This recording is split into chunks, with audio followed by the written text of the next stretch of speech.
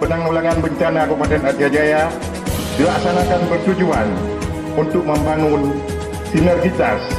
dan kesiagaan seluruh pihak dalam rangka menghadapi berbagai kemungkinan risiko dan terjadinya bencana, serta menjadi sarana untuk meningkatkan koordinasi dan sinergitas semua elemen dalam menghadapi potensi bencana yang akan terjadi di Kabupaten Aceh Jaya.